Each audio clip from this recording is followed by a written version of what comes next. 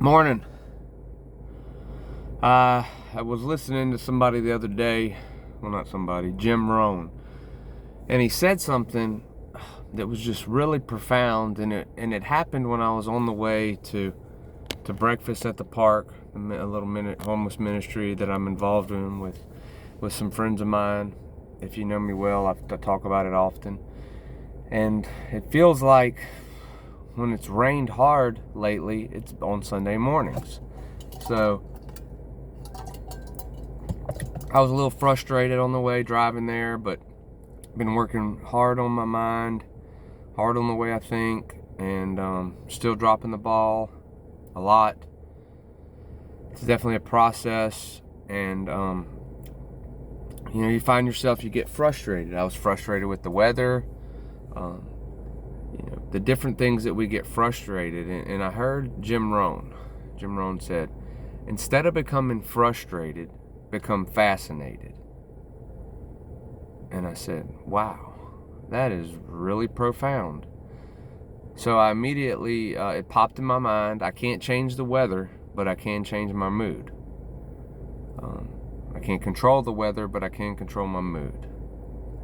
So what I did was I stepped back and I started looking, and I said, wow, look, these clouds were actually used to be water that was on the ground that evaporated up and rose into our atmosphere and formed clouds that eventually become so dense, or however clouds work, and the water comes back down again. And this process has gone on for thousands or millions of years, depending on how old you believe the earth is.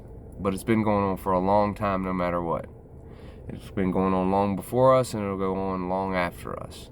And a lot of times we complain about a rainy day, but there's parts of the world where they would give anything to have some rain right now. Rain, water is completely necessary. So I'm getting frustrated with the process that gives us the most important thing for life is maybe water, oxygen, but water for sure.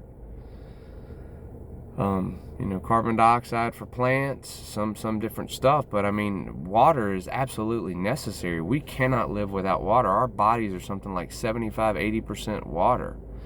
The food we eat, we cook with water. The animals that grow that we eat, they drink water. To clean our bodies, we need water. Water is so just absolutely necessary for life, and sometimes we complain about a rainy day. So I just was able to step back and became fascinated with it. So I pray that this just encourages you this morning to step back and realize what's actually going on around you. Whenever you start to get mad at a human being, step back and think, wow, that is a human being with a heart that's beating at a perfect it's a perfect palpitation. It can't be off by even the smallest rhythm, and a person drops dead.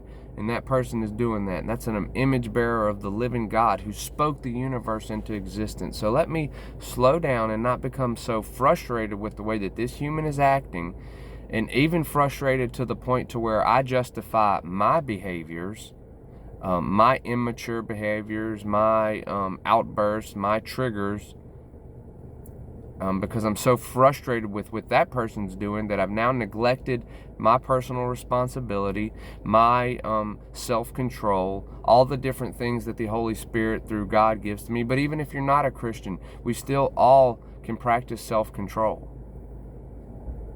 So I look at this person, and instead of becoming frustrated with them, I say, hey, this is an image bearer of God. Let me step back here and look for a second.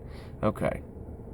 And if it's someone you know, you can probably sit in that moment and think, okay, I remember how his mom treated him, or how his dad did, or I know he was an only child who was entitled, or I actually know how many times I've hurt like with my wife when she's frustrated with me. And it just happened this morning. Been working so hard on trying to control my temper, and this morning I I was ugly to my wife, and I was frustrated because she wasn't doing what I want her to do. First of all, the audacity of me to think that I should tell her how to do things and what to do.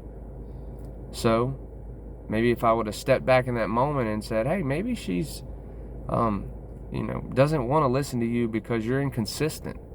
And I started becoming fascinated with the whole situation. Like, fascination is curiosity. It's wanting to figure out how it works. Sometimes we need to step back and think about how other people work. Like, why are they acting this way? Because angry people are hurting people. Hurting people hurt people. So what we can do is we can try to break that pattern for that person. It's like anything. It's like a situation where a guy walks up and he punches me in the face. Well, if I punch him back, he knows what's happening. We're fighting now. We throwing down. Let's go. Let's fight. But when that person comes up and he punches me, and then I hold my ground and I hug him and I say, no, man, I'm not going to fight you. Well, now he doesn't know what to do, and that person is left alone to contemplate and ponder his anger.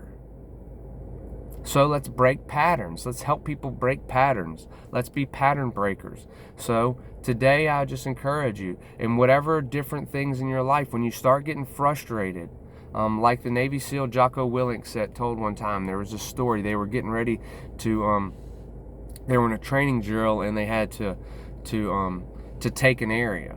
And they all pulled up. There was a team full of them, and they all pulled up, and they had their rifles sitting down behind a barricade, and they're all looking down their rifles. And no one had said anything for 20, 30 seconds, which was a long time, he said, in that situation with no command.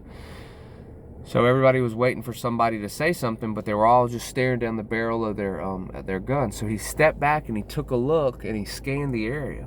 And then he said he was able to see the right move, and he told everybody, he told one half attack forward and the other half break left, when it was over, one of the his superior officers came and said, good job, way to step up back there.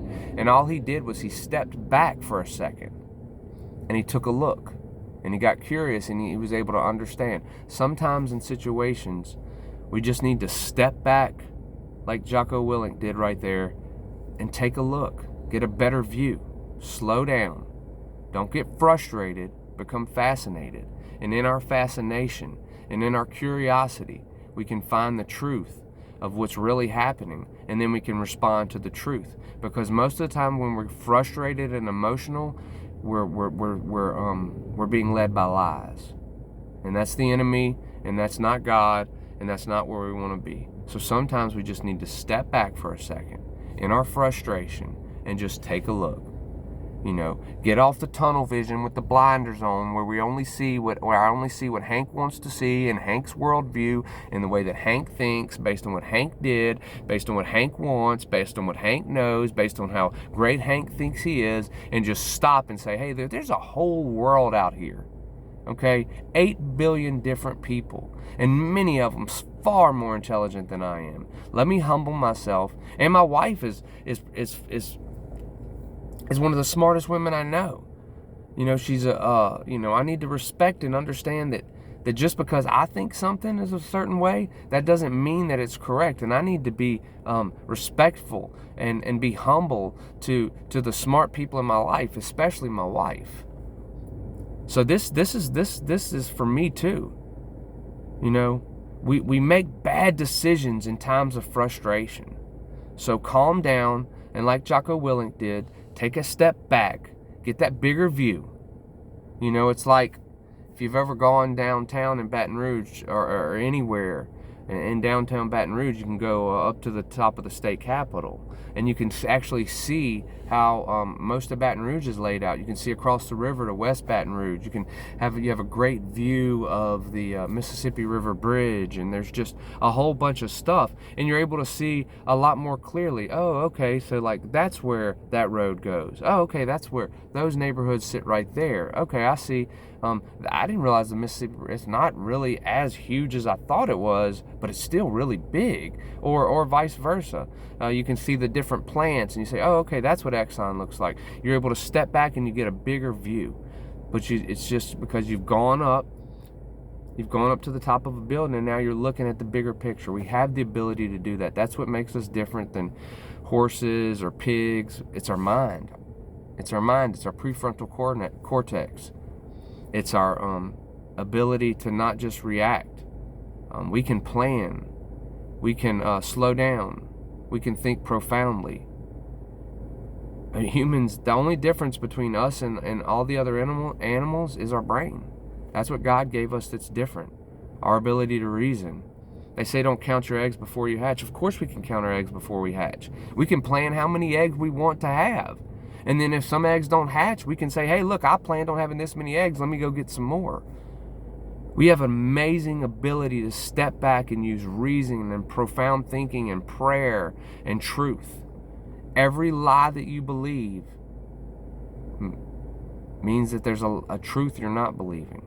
So, today's word, don't become frustrated, become fascinated. Love y'all.